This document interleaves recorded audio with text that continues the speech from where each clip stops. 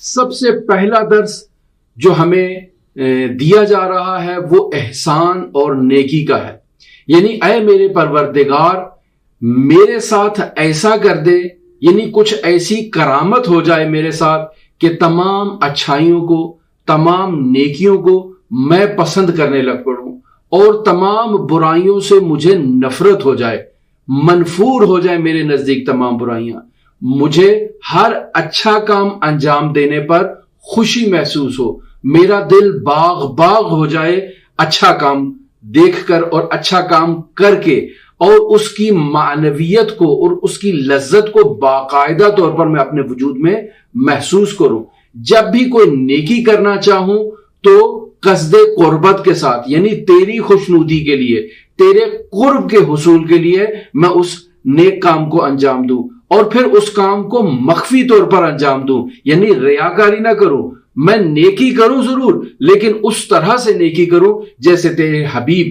تیرے حبیب کے نمائندوں نے نیکیاں کی، جیسے حضرات اہل بیت علیہم الصلوۃ والسلام رات کی تاریکی میں نیکی کیا کرتے تھے. حضرت سید الاوصیاء، حضرت زین العابدین، حضرت حسن مجتبی رات کی تاریکی میں مستحق افراد کے دروازے تک اور ان تک جا کر ان کو کھانا پہنچاتے تھے اور ان کی خدمت کیا کرتے تھے، اور ان کو معلوم بھی نہیں ہوتا تھا کہ کس نے ہماری مدد کی ہے. اور جب حضرات کی شہادت ہو جاتی تو معلوم ہوتا کہ ان کی مدد کرنے والا کوئی اور نہیں بجز معصوم امام کے. ایسے زندگی گزاروں کہ مجھ سے کسی قسم کی کوئی اہانت سرزد نہ ہو، یعنی میں اکرام اور احترام سے مملوء زندگی کروں جو احسان پر مبنی ہے. یعنی احسان اور نیکی کرتے وقت کسی کی ریاکاری نہ کروں، چونکہ ظاہر ہے جب میں کسی کے ساتھ نیکی کروں اور علناً نیکی کروں تو اس کی اہانت کا چانس بہت زیادہ ہوتا ہے. جیسے آج کل سوشل میڈیا پہ ہم دیکھتے ہیں کہ کوئی لائف بوائے کی ٹکیا بھی دے رہا ہے تو ساتھ تصویر کھنچوا رہا ہے بڑے اکڑ کے، اور اگر کوئی حقیر سی چیز بھی کسی کو مستحق کو دے رہا ہے تو 10-15 آدمی جو ہے نا وہ اس پہ ہاتھ رکھ کے دے رہے ہیں اور فوٹو کھنچوا رہے ہیں. یہ کسی کی توہین کرنا ہے، کسی مومن کی، کسی مستحق کی اہانت کرنا ہے، اور خداوند متعال اسے کبھی بھی اپنی بارگاہ میں قبول نہیں کرے گا، اور یہ ریاکاری ہے. تو میں آج کے دن خداوند متعال سے یہ دعا کر رہا ہوں کہ احسان اور نیکی کرتے وقت مجھے ریاکاری سے دور فرما اور کسی کی اہانت کرنے سے دور فرما. چونکہ اگر میں کسی کی اہانت کروں اور ریاکاری کرتے وقت میں کسی کی مدد کروں تو خداوند متعال اس کو ہرگز اپنی بارگاہ میں قبول و مقبول نہیں فرمائے گا. کیوں نہیں فرمائے گا؟ چونکہ بہترین نیکی یہی ہے کہ انسان اسے پوشیدگی میں اور اسے تنہائی میں انجام دے، اور جس سے نیکی ہونے والے مستحق شخص کی اہانت نہ ہو. البتہ اگر کوئی ملأ عام میں بھی نیکی کرتا ہے تاکہ اس سے دوسروں کو ترغیب ملے اور دوسرے بھی اس کی نیکی کو دیکھ کے ان میں بھی یہ جذبہ پیدا ہو کہ وہ نیک کام انجام دے، تو اس میں قباحت نہیں ہے چونکہ کسی کی توہین نہیں ہو رہی ہے. تو یہاں پر اگر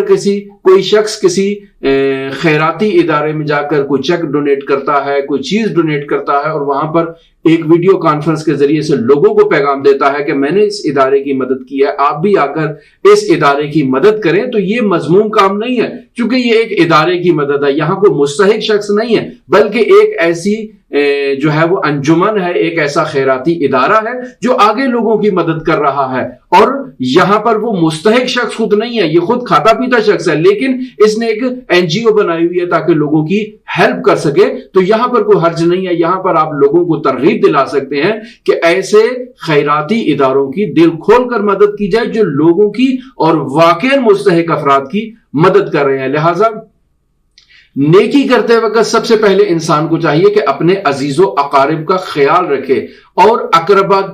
پر نیکی کرنے کی اسلامی تعلیمات میں بہت تاکید کی گئی ہے کہ ان کو سب سے پہلے دیکھو جو تمہارے قریب ہیں، اپنے رشتہ دار، اپنے ہمسائے، اپنے دور کے ہمسائے، اور پھر اپنے علاقے والے، تمام ان لوگوں کی، پھر اس کے بعد آہستہ آہستہ انسان آگے بڑھے اور اس طرح سے نیکی کے دائرے کو وسیع سے وسیع تر کرتا جائے اپنی توفیق کے. احادیث میں یہ ارشاد ہوتا ہے خیرکم من اطعم الطعام، یعنی کافی جلد نمبر 4 صفحہ نمبر 50 میں یہ حدیث درج ہے کہ تم میں سے بہترین شخص وہ ہے جو دوسروں کو کھانا کھلائے، یعنی خود پکائے اور پھر جا کر دوسروں کو کھلائے۔ ایسی بھی ہم نے سوشل میڈیا پہ تصاویر دیکھی ہیں یا کلپس دیکھے ہیں کہ بعض لوگ خود کھانا پکاتے ہیں، ان کی روٹین ہے کہ وہ روزانہ کے بیس پر کھانا پکاتے ہیں اور جا کر پھر مستحقین کو وہ کھانا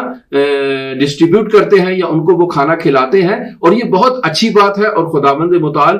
اس نیکی کو بہت پسند کرتا ہے، اور حدیث میں بھی یہی ارشاد ہو رہا ہے کہ خیرکم من اطعم الطعام، کہ تم میں سے بہترین وہ شخص ہے کہ جو دوسروں کو کھانا کھلائے۔